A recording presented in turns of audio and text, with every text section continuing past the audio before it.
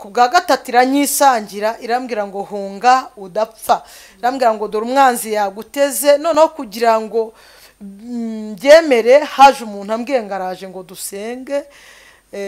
Ageze mu nzu ahita akinga arafunga ashyiramo urufunguzo, arambwira ngo imyaka myinshi cyangwa se iminsi myinshi nkubonye nagize irari ndakwifuza.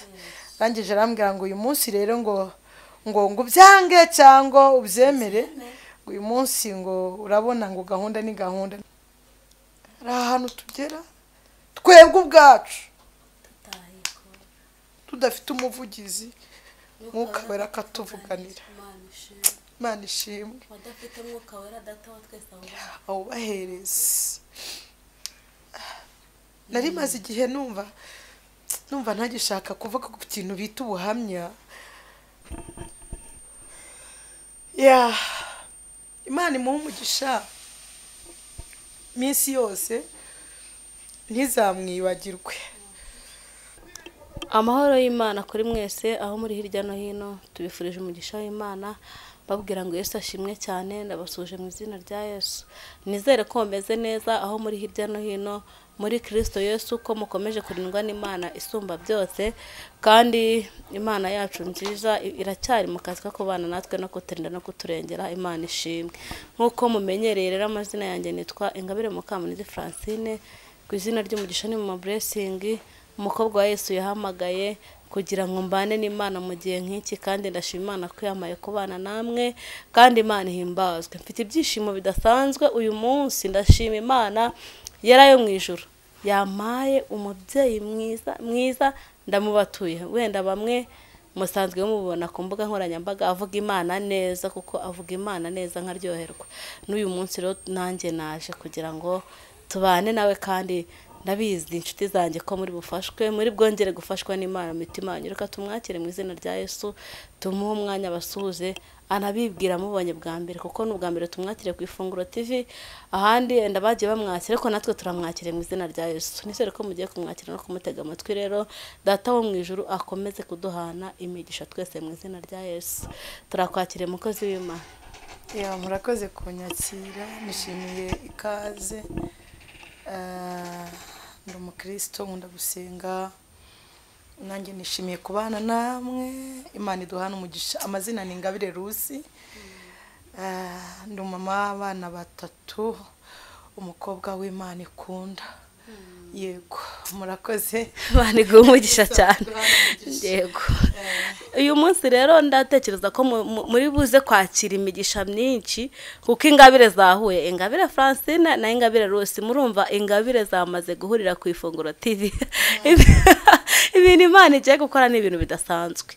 Twifuje kubanza kuririmbana indirimbo ya 4, nitumara kuyiririmba turakira Rusi atuganirize kubiri ku mutima we bijyanye n'ibyaciyemo n'ibikomeza abagenzi muri iyi minsi. Nitumara kuririmba indirimbo ndabanza nsenga Imana nkuko tubimenyereye, ubundi tugiye twamwakira kugira ngo atuganirize. Niboneye urukundo rw'Umukiza, urwo rukundo nirwo runezeza, afite izina ryiza uwo wankunze, n'Imana Data n'Umwana we Yesu. Nashimishijwe n'urukundo rwawe, yewe Mana nawe Yesu Kristo. Nashimishijwe n'urukundo rwawe, yewe Mana nawe Yesu Kristo. Nje ndi imbere yawe n'umwana muto, icyo nkwiriye n'ugufashwa rwose mu bintu byose, mu kubaho kwanjye, mu gihe ngeragezwa muri iyi si. Nkomeza Mwami, sinjye ndenge nyine, umbe hafi mu rugendo rwanjye.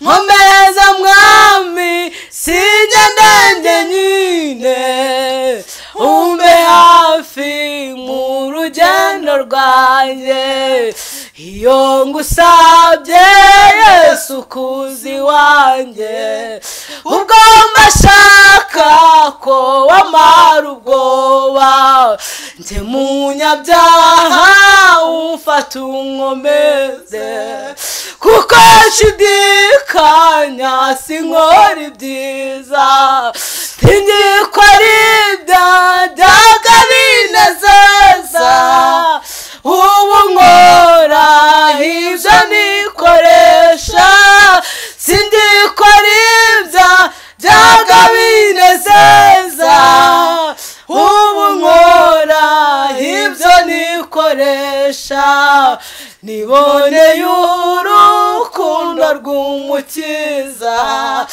ariwe wancunguje amaraso ye ayo maraso ayo mu bitungwa n'amaraso y'umwami Yesu Kristo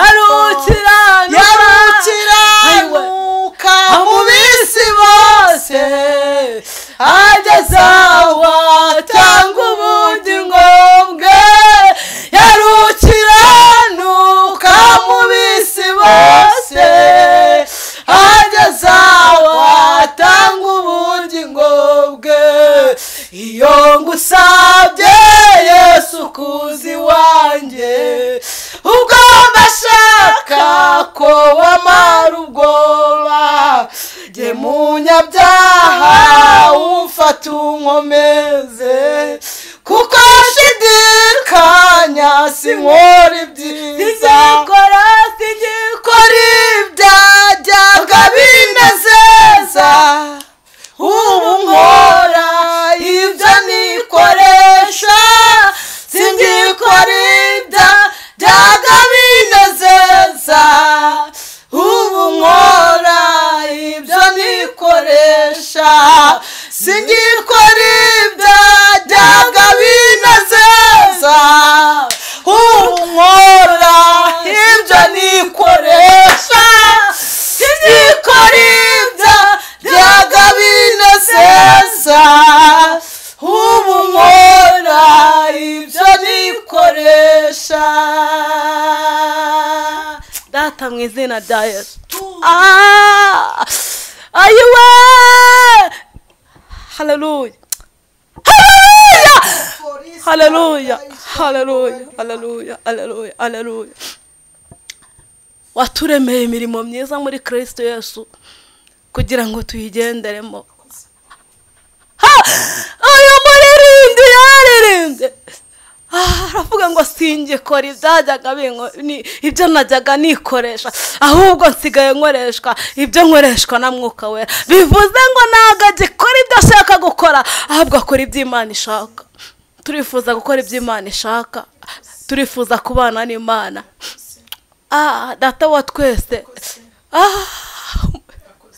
umwanditsi mwiza aherutse kwandika aravuga ngo turi abana b'Imana ariko uko tuzasa ni kurerekanwa haleluya turagushimiye kuko tutarerekanwa ariko tukaba turi mu rukundo rw'umukiza nk'uwaducunguza amaraso y'igiciro Imana data wa twese ihimbazwe cyane wadukunze urukundo rutangaje watanze Yesu Kristo nk'umwana wawe kugira ngo amene amaraso atarayinyamanzwa atarayihena atarayinama atarayinkoko aya maraso kubw'aya maraso tuguwe neza kubw'aya maraso turi amahoro kubw'aya maraso haleluya waturemeye kuguhimbaza natwe turagushimiye turagushimiye turagushimiye turagushimiye dufatanije n'isi yose dufitiye Imana yacu icyizere kuko ibyo wakoze n'ibyo byari bikomeye n'ibisigaye bindi ugiye kuzabikora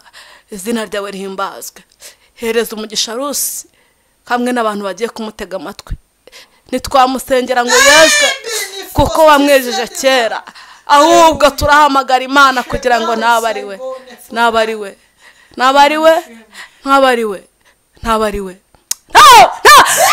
habe Rusi imbaraga zose zo kumurwanya zihagarare umugambi w'Imana usohore imbaraga z'Imana zikorwe. Wadusize ahangaha kugira ngo abantu benshi bose bamenye imbaraga zawe. Turifuza kuganira ngo tubwire abantu ko wigisha abantu ko ushaka, no mu gihe ushaka, no ku munsi ushaka. Ushatse twarya, ubishatse ntitwarya, ushatse ntitwaramuka, ubishatse twasinzirira guhera, ariko uracyabishatse kugira ngo tubeho. Natwe twakwemereye kugukorera, utwemerere kubana natwe. Mana, gira neza umujakazi wawe n'abantu benshi bamukurikiye, izina ryawe rihimbazwe. Turi hano kugira ngo umurimo wawe wubakike, abari bacitse intege bagaruke, bari bananiwe bongere basubizwe mu impemburo, kandi dusubize agatima impembero ko Imana yacu n'ibindi izabikora. Uracyari kumwe natwe. Fasha kameramani, umuyobozi umwuka w'ineza, umwungura ubundi bumenyi nko nkahaye Salomo. Tukugire umugisha twese, Ifunguro TV twubakike kandi twongere twuzure mwuka wera, mu izina rya Yesu Kristo urakoze urakarama. Amen. Turakwakire mu izina rya Yesu. Ubwira abantu icyo umwuka wera asize ku mutima wawe kugira ngo abantu bafashwe n'Imana. Mu izina rya Yesu ni karibu cyane. urakoze kunyakira. Yego. Imana iduhana umugisha. Amen. Turimo dusenga no gushaka ririmbo kavuga ngo urukundo. Reka ndirimbo na karefure gatoya kavuga ngo urukundo, urukundo, urukundo, urukundo rw'Imana, urukundo, urukundo, urukundo, urukundo rw'Imana, pendo raubwa, pendo kubwa, pendo kubwa, pendo la Mungu ni kubwa, pendo kubwa, pendo kubwa, pendo kubwa, pendo la Mungu ni kubwa. Amen. Amen. Haleluya. Amen. Imana ishimwe, Imana ishimwe, Imana ishimwe. Ushima Imana kiduhaye akanya keza kumugisha twaburiye mu isi ariko tuboneye muri Kristo Yesu. Imana ishimwe. Ku bantu bo ku Ifunguro TV ubifurije uburame n'impagarike n'ubugingo. Tubifurije agakiza gaturuka ku musaraba katarakinaha. Tubifurije kubana n'Imana kandi cyane. Ikindi tubifurije kugira ibihamya n'ibimenyetso by'uko Imana iba muri mwe kandi ikorera muri mwe. Imana iduhana umugisha. Amina. Bari banyakiriye kugira ngo umvuge ikiri ku mutima cyangwa se buriya umuntu avuga ikiri muri we, ntawe ujya avuga ikitari muri we. Cyane cyane iyo uvuga ikintu kitakurimo usa nk'ugenda wegeranya inyuguti ugashaka kuzibyaza ibihekane rimwe na rimwe ugahuza inyuguti ntizihure. Ariko dushimiye Imana ko ibyo tuvuga bifite ibihamya n'ibimenyetso. Ntago ari byo twigana. Cya kabiri ntago ari byo twumvanya abandi. Icya gatatu ni ibihamya by'aho Imana yashingiye, bishatse kwanga Imana yadushingiye imbago turema. Imana ishimwe. Bifite ibimenyetso birenga kimwe, birenga bibiri, byukiza tugirira neza. Amen. Ndumva umutima wanjye urimo kuza umunezero cyane ko bitewe n'akavukira n'inkomoko n'ibisekuruza cyangwa se aho twavukiye. Ubundi kunezerwa byajya kutuba kure. Ariko ariko dushimiye Yesu waje iwacu akatubwira ngo nitwimore. Kabiri akagerekaho ijambo rikomeye akatubwira ngo dukunda urukundo rukomeye, ngo nicyo cyatumye atanga Kristo. Imana ishimwe. Nari mbwibwiye gutyo kadukomeze mu kanya dusubukura urugendo cyangwa se icyo tugamije. Imana iduhana umugisha. Mbakunze ntarababona. Ndumva mfite amatsiko yo kuganira namwe. Data wa twese aduhaze ibyiza byaheraho mu ijuru. Bakunzi ba Ifunguro TV avuze ijambo ryiza, aravuze ngo abakunzi atarababona, kandi nzi neza ko mujya mwiyereka abantu banje, namwe muzamuhamagare mubwire ko mwamubonye, kandi namwe Mwuka Wera nabakora ku mutima akabemeza kumukunda, mutangire mu mukundi kuko n'uw'igikundiro yitwa Ingabire n'umukobwa wa Yesu. Shima Yesu. Uzi ko Uwiteka akunda umuntu wabuze umukunda, akamukundisha abantu bivuga neza. Yamara kumukunda afite ukuntu amukunda, yamara kumukunda akamusiga amavuta yo gukundwa no kwishimirwa. N'utari umukunda akamukunda kubera ko Kristo cyangwa Imana n'ubumana bwayo butuye muri we. Imana ishimwe. Ndumva nezerewe n'Imana mu mutima.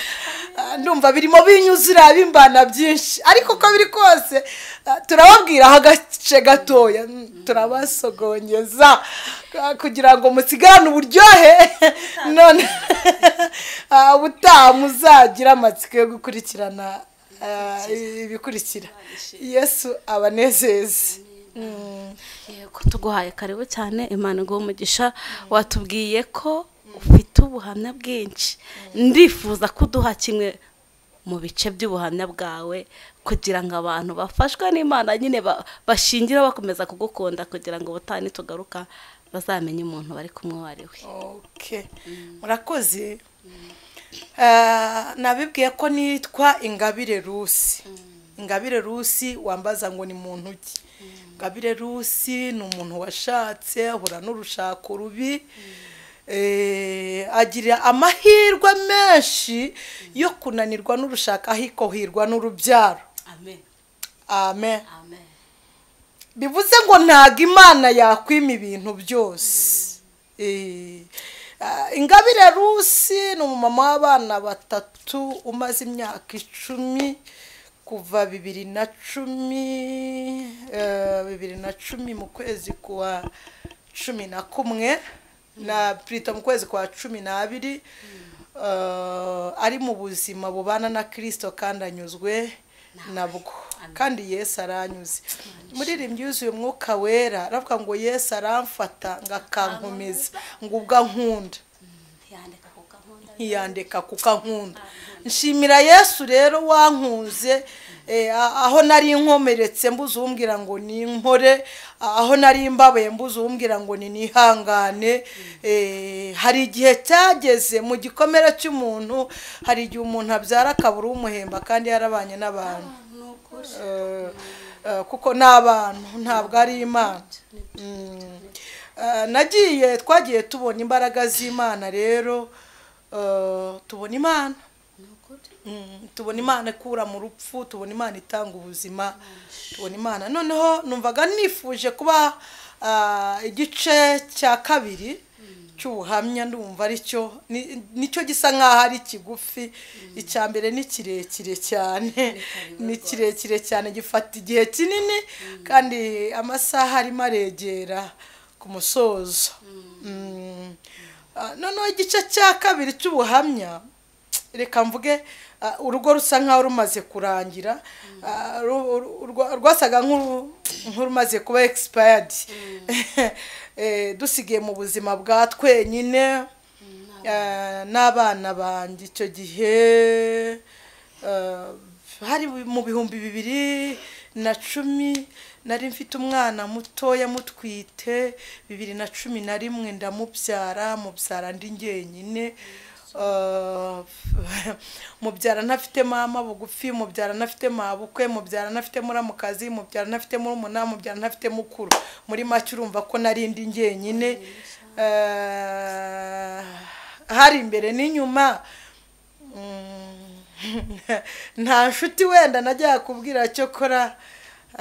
Hari izigenda ziza zitumiwe n'Imana bitewe no mu gihe cy'Imana cy'Imana igambiriye. Amina cyane. Imana yo mu ijuru yabanye nanjye muri icyo gihe cya 2011 mbyara umukobwa wanjye wujuje imyaka 10 ejo bundi mu kwezi kwa gatandatu ku itariki 6. Njya nibuka icyo gihe Imana yakoze imirimo ikomeye. Yari yarambwiye ngo izampemba yo kabyara, yarampembye impemba nta mugabo uhari. Impemba umugabo yarantaye. Abantu batawe n'abagabo bihangane mu nyumvi, ntimukomeretswe nuko abagabo babataye. Umugabo nagenda Imana muzasigarana.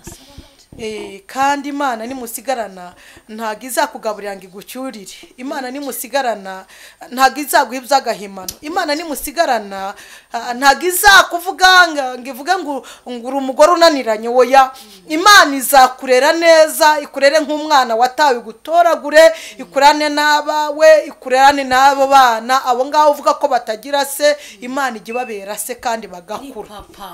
Amina. Rimwe Imana yigeze imbwira ijambo ryiza, irambwira ngo nzakurerera abana, irambwira ngo bazakura, irambwira ngo ntabwo bazarwara bwacya. Nukuri Imana yarabikoze. Imana yampaye abana beza, nukuri ni beza, ni beza. Ku maso yawe, ku maso y'abisi n'imbere y'Imana ndayishimira ko yampaye abana beza. Muri make Imana yaranyomoye, ntago natinda kubivuga, kubihamya ntago ari ibintu bingoye. Yampaye abana duhuza, tukaganira, tukajya inama nubwo ari bato. Njya ngira amatsiko yo kubona mu bukuru bwabo, njya ngira amatsiko yo kubona mu bukuru bwabo. Haleluya, Imana izamfashe, izame kubisatira no kubisinya no kubyicaramo, kandi twarabivuganye ko izabikora. Njya numva nifuza kuzashyingira imfura yanjye y'umukobwa yitwa Guduraka. Njya numva nifuza kuzashyingira umukurikira bita Samuel Richi. Njya numva mbyifuje gukurikizaho umutoya bita Niraba Ange. Mbese Imana yampaye ibyomoro, yarakoze. Imana ishimwe. Nakubwira ngo humura, komera, shikama. Mu gihe hatari umuntu, mu gihe inshuti ntayo, mu gihe nta mubyeyi, tumbira Yesu wenyine niwe gisubizo. Birashoboka ko umugabo yaguta ukumva hari ko ubuzima bwawe bushingiye ku mugabo. Oya, garukira aho ngaho. Ubuzima bwawe bushingiye kuri Kristo wenyine, kuko niwe buye ryanzwe n'abubatsi, ariko kuba mwiringira abibuye rikomeza imfuruka y'imitima yacu. Haleluya, ndafashijwe n'ukuri.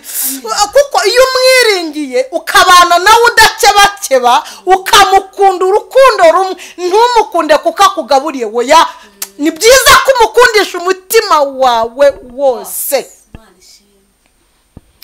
Iyo umukunza n'umutima nta buryarya, nta bucakura, akwereka ko ari umubyeyi ukunda umwana kandi akamwitaho. Noneho nari ntangira aho ngaho gateya, reka dukomeze. Nari mvuze ngo ndashimira Imana yuko ijya ibera umuntu umugabo, ikamubera musaza, ikamubera murumuna, ikamubera mukuru, ikamubera nyina, ikamubera se, ikamubera. Mbese Imana yambereye byose. Ngewe nageze ahantu mbumwe, umwe gusa mbumwe. Umwe utagira nyina wabo, utagira nyirasenge, utagira se wabo, utagira mukuru we, utagira murumuna we, mbumwe. Noneho mu kuba umwe naje kubona Imana, mbona Yesu, mbona n'Umwuka Wera. Bambera inshuti, bambera umubyeyi, bambera abavandimwe. Njashimira Yesu rero kuko ni grand frère wanje mwiza. Haleluya, Imana ishimwe. Turakundana kandi ibyo mvuga ni ukuri. Dukundana urukundo rw'amavamutima.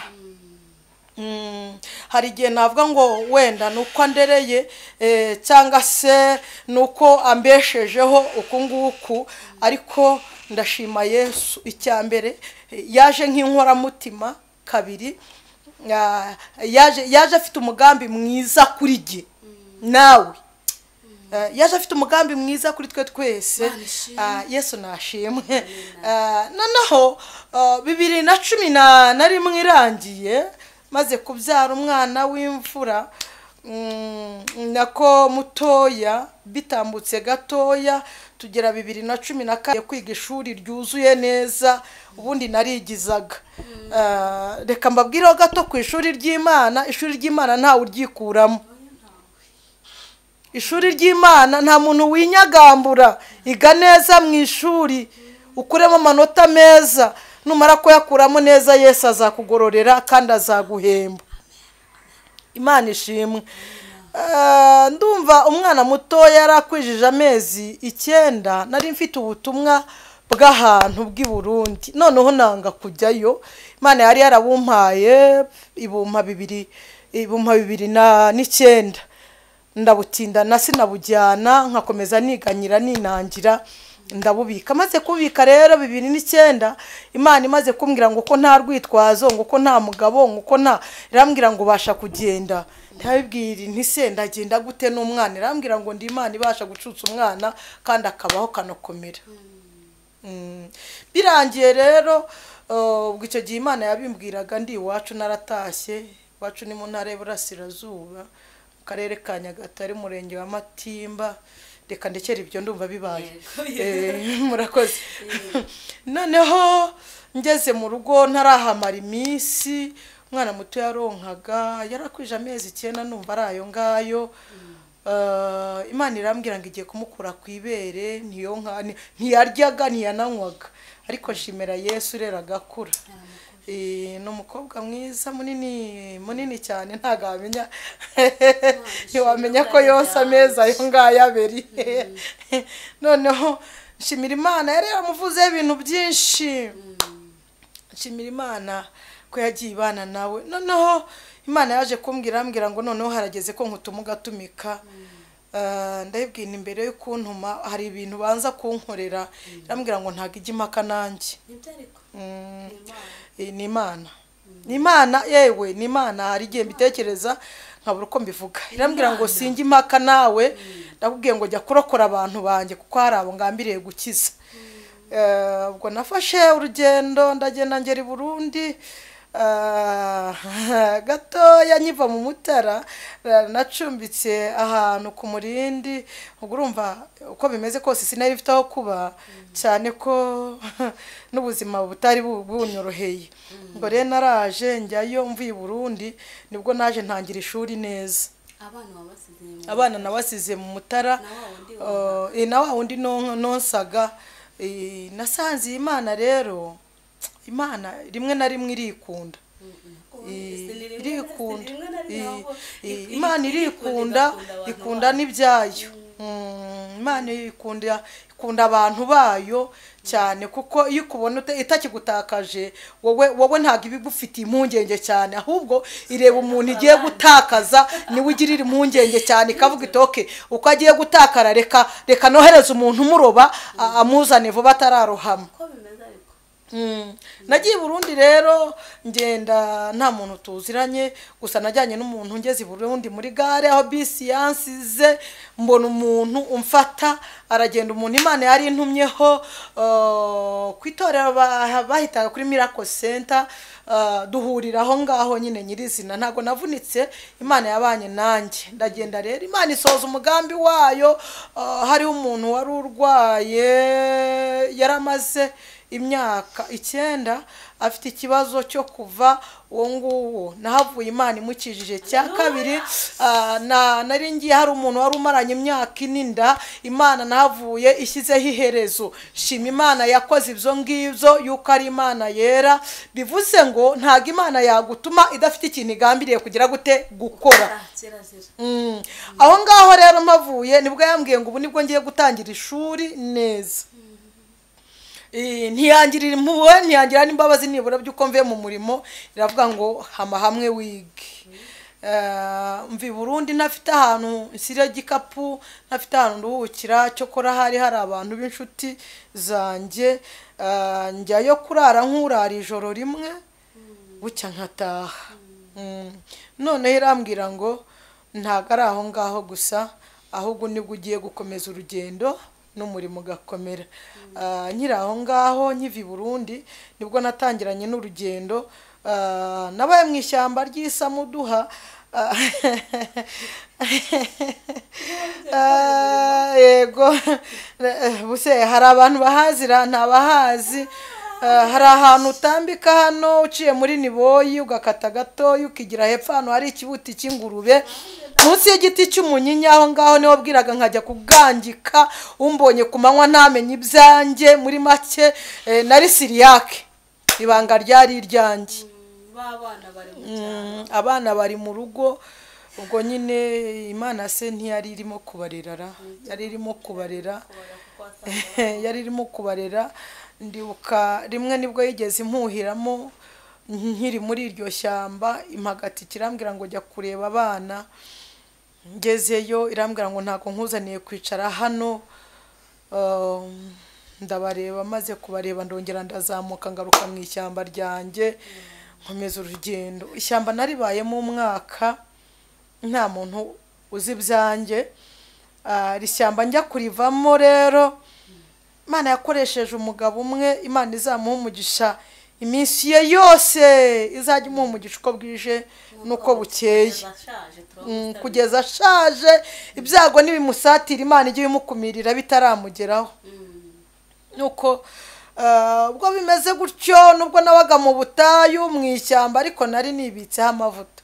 Ariko ndagira ngo maze tukiraho, wabaye mu butayu mw'iryo shyamba kubera kubura huba, kubera ko Imana yabivuze, kubera kuri mu murimo w'Imana? Niki cyatumye ujya kuba mu ishyamba? Cyatumye njya kuba mu ishyamba cyari igihe cyanjye cyo kugira ngo njye kwiga, kandi naho kuba ntaho nari mfite. Urumva ntago wajya kuba mu ishyamba kuko ubishaka. Ni ibintu byumvikana, buse koko byakubaho. Nuko nta bwishyu bw'inzu nari mfite, nta n'inzu nari mfite mu mujyi wa Kigali. Byasaga kujya byabaga ngombwa kuko rimwe nigeze kujya gucumbika ahantu, nkaba iminsi 2, 3, 4, 5. Umugabo watangira kubaza umugore ambwanga ariko se ko yaje gusenga, yaje kuba hano.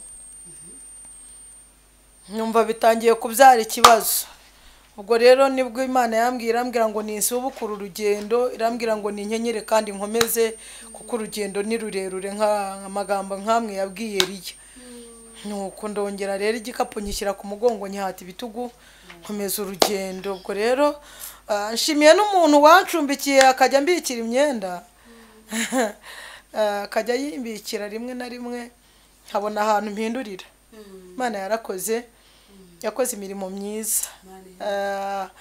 Ntarutse gato ya rero umwaka warashize urimo usoza kuko ndumva nararyinjiyemo mu kwezi kwa 12 kwa 2012, ndisohokamo 2013. Yego. Noneho muri iryo shyamba shimira Imana ko narivuyemo ntandavuye. Narivuyemo ntandavuye, narivuyemo ntakojeje Imana isoni, narivuyemo nta mugayo. Bivuze ngo amatanura yose abamo umuriro ariko sikacumba kimwe. Ikindi imiriro yose yakira rimwe ariko ntago izimira rimwe. Umunyabwenge arabyumva. Ariko nuko naribayemo nkomeza kwakira imbere, ndinda mvamo ariko ntacumbutse umwotsi. Yesu abana nanjye. Igihe kigeze rero nibwo nahuye n'umuntu, turasengana, Imana irankoresha ku buzima bwe. Arangije arampamagara icyo gihe ndi mu ishyamba ngangitse ahantu, arambaza Rusi bite uri hehe? Ndamubwira nti ndahantu ndimo gusenga. Arambwira ngo birashoboka ko watega moto ukansanga mu rugo. Ndamubwira nti nta n'igiceri mfite. Icyo gihe narwaye amara yenda kunyica, bitewe n'uko natungwaga n'irindazi rimwe na rimwe nkarya capati kabiri nkarya keke. Noneho ndagenda nduma shiraho. Noneho birangiye arampamagara, icyo gihe yari yatetse. Yesu we nagenda arya numva ndasonzotse, ampa n'amazi ndakaraba numva mbaye umuntu. Dushimira Yesu urindira umuntu mu butayu ntamuteze isi. Dushimira Imana ijya ibaha abantu batari kandi igahesha umuntu ikamuhisha iteka ryose ikagaragara nk'umuntu ufite ukuntu kandi nyamara ari ntako. Imana rero yabanye nanjye. Noneho nkihagera yambwiye ijambo rikomeye, arambwira ngo maze guperereza amakuru yawe, menya yuko utagira aho kuba. Maze kubimbwira ngira umubabaro mwinshi, ndambwira se n'indabimubwiye, yabibwiwe n'iki? Sanga batetse, bari batetse ibyo kurya nkunda, bari batetse inyama n'ubugari, ndicara ndabirya maze guhaga baransasira ndaryama, nanjye nongera kwibutsa kuryama kuri matera. Nari maze umwaka nta matera ndyamaho. Ndashimira Imana, haleluya, kuko aho naciye hose nta ngaruka yabyo nigeze mbona. Nta malariya narwaye, nta typhoid narwaye, muri make nta kintu na kimwe nigeze ndwara ngo bivuga ngo iyi ngiyi ni ingaruka zo mu butayu. Ndashimira Imana yabanye nanjye, Imana ishimwe. Kandi kugeza ubu wenda ikintu kimwe njya ngira ni ikintu bita sinazite cyo gufungwana, ariko ni ibintu birwarwa n'abantu bose, n'ababa mu nzu n'abo barara bacaniye amatara barayarwara. Icyo ni ibintu biri rusange abantu bose bagira. Noneho umugabo arambwira ati rero jya gushaka inzu nkishyurire. Arangije arambwira ngo nturenze inzu y'ibihumbi 20. Icyo gihe ari na menshi, inzu ya 20 kigiye irakodeshwa 50. Noneho ndagenda ndayishaka ndayibona, ajya kuri banke kuri amafaranga 50,000.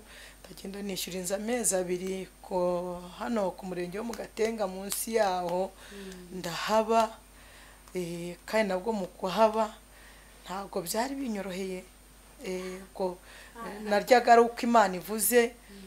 Noneho Imana ishyurire irambwira ngo uhereye umunsi wa none ntongere kumuhangaho amaso kuko ntago nzongera guca kuri we. Tuvuge ngo amen. Irambwira ngo ntago nzongera guca kuri we, ngo ntumbira kuko ari ngewe gisubizo. Nuko amezi 2 ashize, urumva nari mfite amakuru yo kutamuhanga amaso. 2 ashize ndasenga ndibuka birashize ukwezi kuzuye uwo munsi. Ahantu nabaga banyitaga pasiteri kuko nahoraga nsenga mu rugo iwanjye hinjira abantu, nta gihe na kimwe ntigeze ngira abantu. Mu bantu nakiraga nta n'umwe wagiraga iyerekwa ngo avuge ati nibura reka musigire 1000. Turabona yirirwa hano buri munsi. Byari ishuri. Nkahera ku wa mbere mvuga, nkazasoza wa gatandatu nkavuga rimwe na rimwe. Nuko ko nshimiye Imana yandinze, abanye nanjye yarakoze. Imana ishimwe. Ari gihe mbitekereza nkavuga ngo Imana ishimwe kuko nakabaye naragizemo ingaruka nyinshi z'umubiri, ariko nshimira Kristo kuko yabanye nanjye.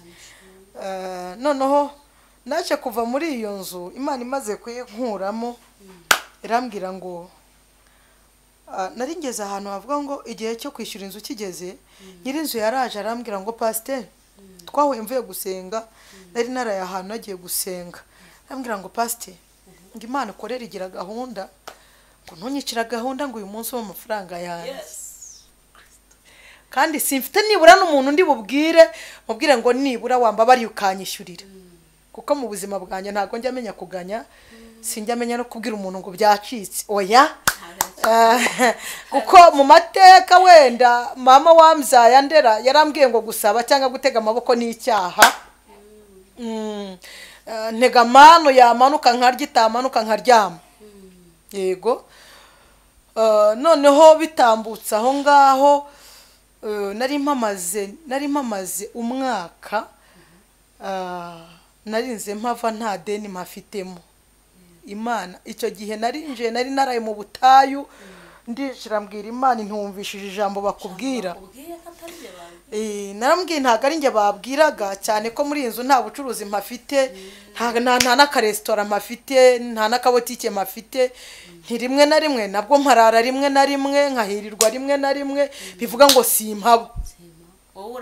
Ariko wowe niho utuye, niho ukorera ibyawe byose. Uwo munsi ntago bwije ntayabonye, bwakeyemo amafaranga ye. Noneho birangiye ndayamuha. Noneho kuva icyo gihe Imana yubahiriza gahunda yayo kugeza mvuye muri iyo nzu. Niyo natindaga namaraga umunsi umwe, kwa kabiri nkagira gute nkayamuha, nkishyura. Shimira Imana rero n'icyo yaragikoze niyakira icyubahiro, ibishimirwe kuko ari Imana yera. Noneho umwaka ushize usa nkwegera kurangira, Imana intuma w'umuhanuzi kugeza n'aya masaha ntibuka, araza arambwira ngo hunga kuko umwanzi agambiriye kugusebereza muri iyi geto. Aho amaze kuhava sinabyakira nkuko nagomba kubyakira, ndabinegirisha, burakintuma hundi. Ku bwa gatatu iranyisangira, irambwira ngo hunga udapfa. Irambwira ngo dore umwanzi yaguteze. Noneho kugira ngo mbyemere, haje umuntu ambwiye ngo araje ngo dusenge. Ageze mu nzu ahita akinga, arafunga, ashyiramo urufunguzo. Arambwira ngo imyaka myinshi cyangwa se iminsi myinshi nkubonye, nagize irari ndakwifuza. Rangije arambwira ngo uyu munsi rero ngo ubyange cyangwa ubyemere, uyu munsi ngo urabona ngo gahunda ni gahunda. Ndambwiye nti nukuri kose ndi umukristo. Icyo gihe yansanze mvuye mu masengesho y'iminsi 3. Ndangije ndambwira ntago nakora icyaha gisa gutyo. Nshimira Yesu naho ngaho yarahankuye, yambereye intwari, nukuri ndamushimira. Aho ngaho nawe yarahantambukije, harongera haza n'undi. Hari igihe iyo umuntu yiga ntafata ahora mu ishuri. Ngewe nakiraga abantu nzi ko, ntago nari nzi ko mu nzu y'Imana bahakorera ibyaha, sinari nzi ko umuntu usenga akora ibyaha, sinari nzi ko atinyuka. Kandi bamwe muri abo ngabo benshi bari ab'imbere, ugasanga urageragezwa nibura n'umuntu wakabaye aguteza intambwe ngo akugeze ku rwego runaka, ahubwo akumva yifuje kukumanura ngo agushyire hasi. Noneho rero Imana imaze kuvuga ibyo ngibyo, ndibuka nimutse mu kwezi kwa 12, Noheli ibura iminsi 2, nimukira ku mubyeyi umwe uba Kabeza. Ndamubwira mama, ndumva mbuze icyerekezo cy'ahantu ho kujya, wamfasha ukancumbikira. Arambwira ngo Rusi nta kintu nakwima. Arambwira ngo ngwino. Ndagenda mbere, imfura arancumbikira, data twese ahantu hari ajya muha umugisha ntakawumwime, kandi neza y'Imana igihora kuri we n'urubyaro rwe, gutaka kwe kujye kumvikana mu matwi y'Imana. Aho naho byaje kuba ngombwa ndahava. Maze kuhava njya gucumbika ahandi. Ariko ndashimira Yesu wankuye mu ruzerero we, ko ntagicumbika mu ngo z'abandi. Data yagize neza, yagize neza.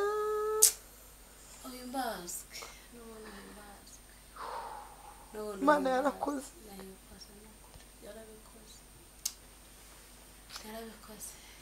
Igihe gitambutse mvuye aho ngaho, nasenze Imana, afite ubukene utagira n'amavuta yo kwisiga, mbabaye ndushye ndemerewe. Mbwira Imana ntumburire n'igihumbi cyo kugura amavuta ngo nisige. Ebwira nikubizi ko nta hirya nta hino, nta mama nta data, ninde ndi bubwire ngo anyumve. Imana irumva. Imana irumva kandi yumvishije iranakora. Imana irumva. Imana irumva kandi iyo yumvishije mu mugambi wayo igikora. No birangiye nabwiye umushoferi wajya akunda kumanuka mu rugo, ndambwambabariye ukamanuka ukageza mu rugo ko nimbona amafaranga nzakwishyura. Arambwira ngo Rusi, ari ukuntu najyaga mva mu rugo nkamuzanira amavuta y'inka. Arambwira ngo nta kintu nakwima ngo ngwino nkutware ntuzanyishyure. Hanyuma ndagenda arantwara ngeza mu rugo. Ngeze mu rugo hari umudamu w'inshuti yanjye turi Kanombe, arampamagara arambwira ngo Rusi ngo nakuboneye akazi. Arambwira ngo tega wihute nturarutaje. Ndambwira nti niba ari akanjye ndakabona, niba atari akanjye ntabwo ndi bukabone. Ndambwira nzaza ejo mu gitondo bwakeye ntega umushoferi arangarura. Maze kugaruka ndaza njyana ahantu yaramboneye akazi. Ngezeyo hageze barambwira ngo bagatanze. Noneho birangiye ariko umubyeyi mbere umubyeyi mwiza arambwira ngo kuko uri umwana w'Imana ngo nakubonyemo imbaraga z'Imana n'umwuka wera w'Imana. Hari ahantu umwuka wera ducisha.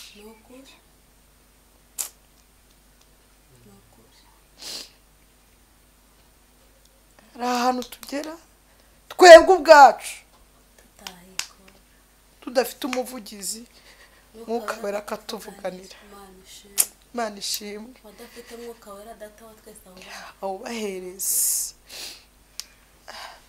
Nari maze igihe numva ntagishaka kuvuga ku kintu bita ubuhamya,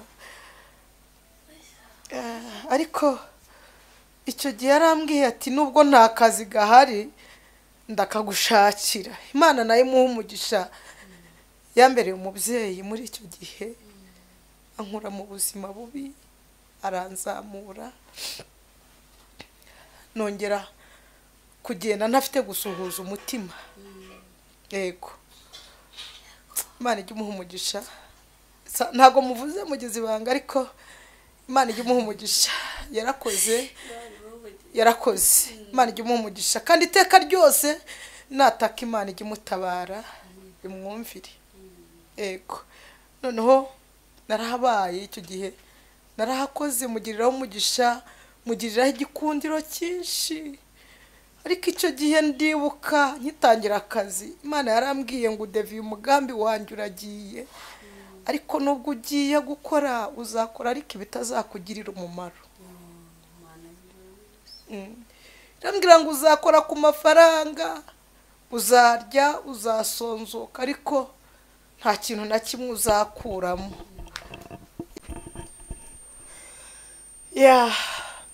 Imana imuha umugisha minsi yose ntizamwibagirwe. Noneho igihe cyaje kugera,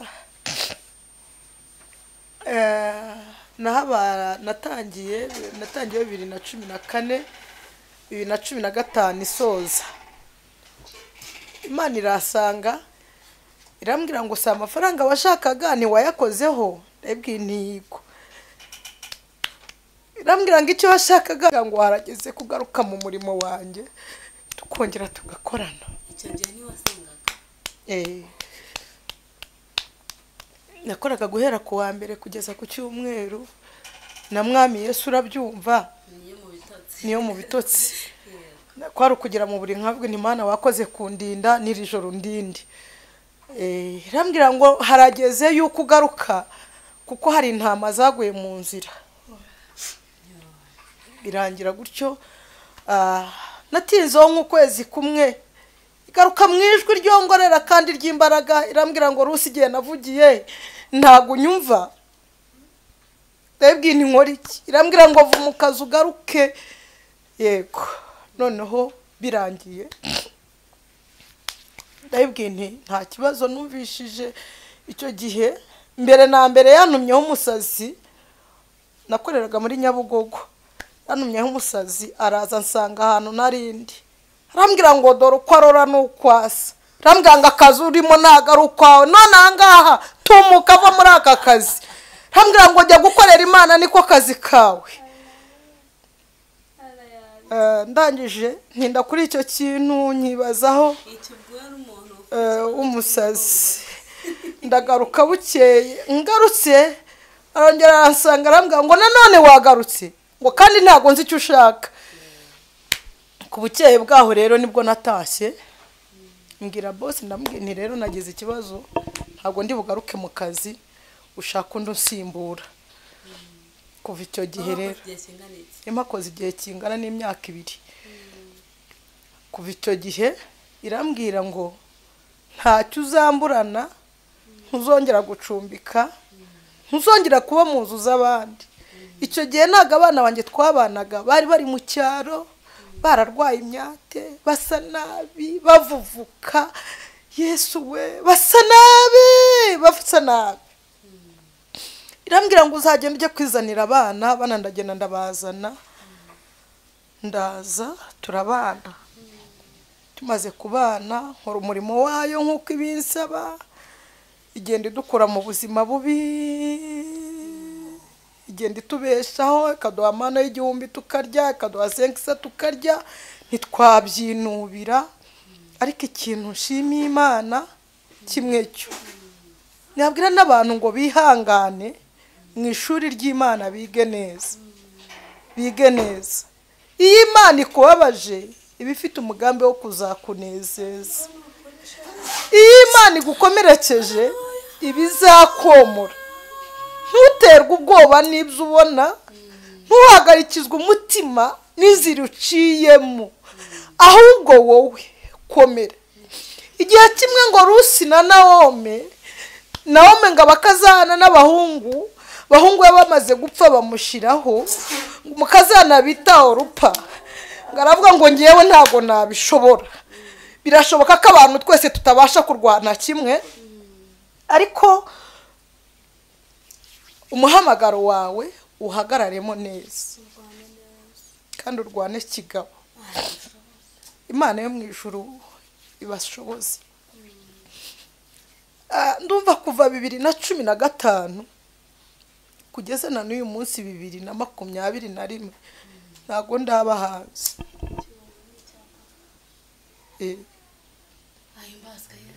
Cya kabiri nta muntu uransora hanze ngo nabuze ubwishyu. Imana igenda itanga ingabo nyinshi zigapfa ku bwanjye n'abana banjye. Cya gatatu nubwo hari igihe abana bigeze kumara igihe batiga, n'ubungubu abana banjye ntago biga mu gihe bakabaye bigiramo. Nk'umukuru aba arimo gukora wa 6 aba yakoze uyu mwaka, ariko aracyari mu wa 4. N'umukurikira nawe nuko, n'undi nawe nuko. Ariko ibyo ntago bimbabaje kuko ni amateka y'ahazaza. Bazajya bavuga ngo nubwo twacyanga ariko Imana yaradushoboje tugera hana. Ubu tuvugana bariga. Imana yakoze igitangaza, icinzira bakiga,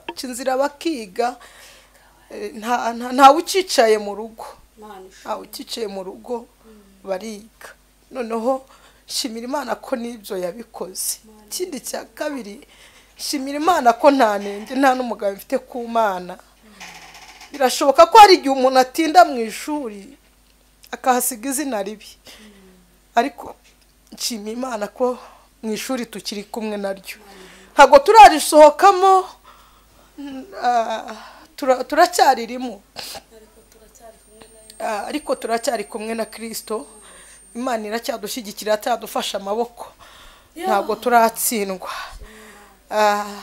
Ndagukomeje rero wowe ufite ishuri urimo, wowe uciye mu ntambara nyinshi, wowe uciye mu bikomere byinshi. Nakubwira ngo umuntu yagukomeretsa ntiyakomora, ariko Imana igukomerekeje iranakomora. Ayiwe, reka mbabwire, shimira Imana data ikura umuntu mu byondo, mu bitaka no mu mukungugu. Nigeze mba mu gashamburete, tukaba dufite matera imwe n'abana banjye tukayiryamaho twese. ku manywa ikaba saro nijoro ikaba shambure. Ariko Imana yarakoze. Yarakoze. Igihe umuntu ababazwa akavuga se ni njye Imana yigirizaho nkana, ese ni njye yaremewe kubabara gusa nta cyiza na kimwe basi Imana yankorera. Narababaye ndababara ngera aho ngaho najya gusenga nkabura n'isengesho nsenga. Nkavuga se ndavuga iki ntugusubira mu byo n'ubundi nsanzwe mvuga. Nkagera imbere y'Imana ndibuka igihe kimwe nigeze njya gusengera mu Ruhengeri, maze kugerayo Yesu mageze nabuze ikintu mbwira Imana, ndarira umunsi wose, ndarira ijoro ryose, ndarira ndangije ndavuga se Mana ubundi ni iki nazanywe no kukubwira. Ndabibwira nti ntacyo, nkomereza amaboko unyongerera imbaraga n'amavuta, nibyo ngusabye. Kandi yarakoze, yarabinkoreye, yagize neza. Ndabibwira nti mu isi ni habi hagoye umugenzi, ariko ngewe unshoboze kugira ngo mbashe gutsinda ibintu Imana yarabinkoreye. Ndashimira Imana rero ko yabanye nanjye mu gihe cyari kigoye umutima kinduhishe. Birashoboka ko mu isi hari igihe umuntu abura uwabwira, ariko Yesu arumva.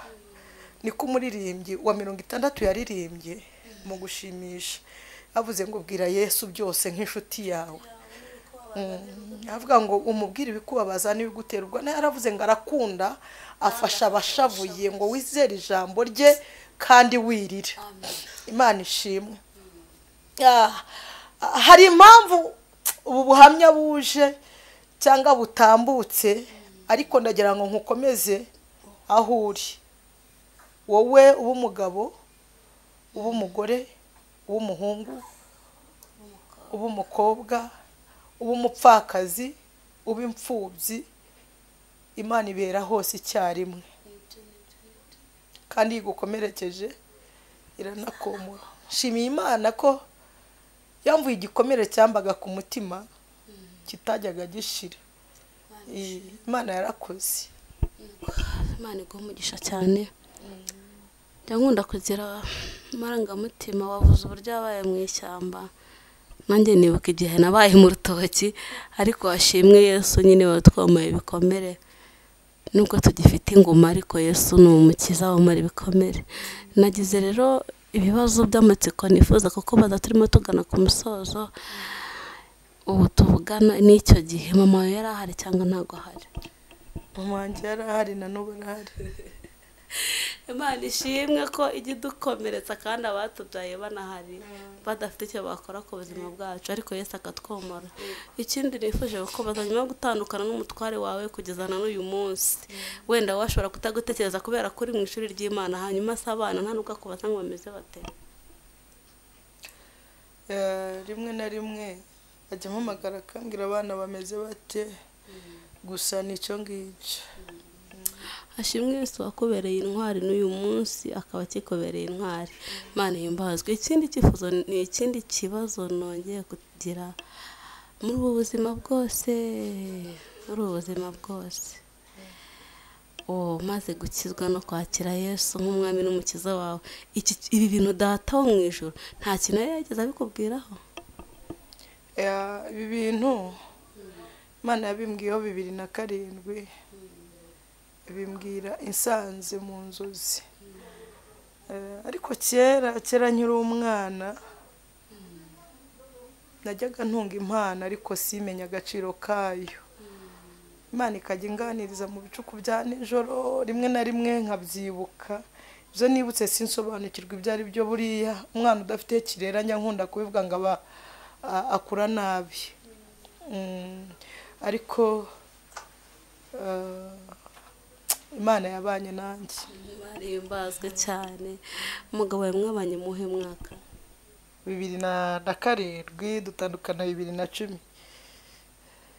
Arakira umwana muto, ariko washimwe Yesu ukigukomeje. Wavuze ngo nta nenge ufite ku Mana. Twifuje kugumana n'Imana no kubana nayo, kandi ukomeze kuguha ibyishimo byuzuye, kuko iyatwemereye kubaho n'izatwemerera no gutaha ijoro. Imana iguhe umugisha cyane. Ndifuza gusaba nimero yo kugira ngo ihe abantu bakunda Ifunguro TV badukurikira kugira ngo bajye bagusuhuza. Hari ababyeyi baba bafite ibikomere nk'ibi bakeneye ko bafasha gusenga, nzi ko uri umukozi w'Imana cyane, bakeneye kubaganiriza no kubabwira imbaraga zagufashije gukomera muri uru rugendo nabo kugira ngo bakomere. Karibu wa nimero yawe niba uri kuri WhatsApp ukabisobanura. Ya nimero yanjye ni 0782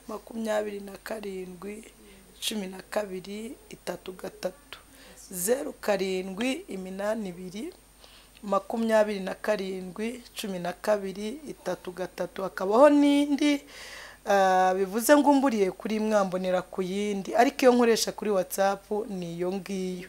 Hakabaho n'indi y'81 90 670 0781 90 670. Zose rero ni izanjye, ndabishimira. Yego, abakunzi ba Ifunguro TV tubifurije umugisha w'Imana. Gukurikira Rusi ni umubyeyi ufite ibintu byinshi bikomeye yaciyemo. Najyaga mbabwira uburyo nabaye mu bihuru mukagira ngo ni njye nyine, ahari wenda njye naziraga ko ntareba. Ibyo tuzabigarukaho icyo yaziraga, ariko amashuri y'Imana nyine aratandukanye. Yatubwiye ngo umuntu yiga uko Imana ishaka no mu gihe bishakira. Imana iwe umugisha rero, kandi bakomeze abari kwiga mwese musabe Imana kubafasha kugira mwige neza, kuko urugendo rwo mu butayu ruzarangira. Niko umuririmbyi aherutse kuririmba. Imana iwe umugisha. Hanyuma rero turifuza ko mukomeza kubana n'Imana. Nimero yazibahaye, mube hafi. N'umunyamasengesho wafashe gusenga. Nta kindi gishoboza umuntu kuba mu rugamba no kurutsinda uretse kwegera Kristo ugasenga, nta kindi. Imana ibahe imbaraga mu gihe nk'iki. Rero mbasaba kugira ngo utarakora subscribe ayikore, kandi mukomeze kuduha ibitekerezo byanyu, musizeho comment tumenya uburyo dukomeza kugenda tubana n'Imana, kuko turi hano kugira ngo dukorere Imana, kandi yaraduhamagaye natwe turaza. Imana ibahe umugisha cyane, kandi nufashwa ubisangize bagenzi bawe kugira ngo dukomeze guhekana muri uru rugendo. Murakoze cyane. Mahoro y'Imana bane namwe.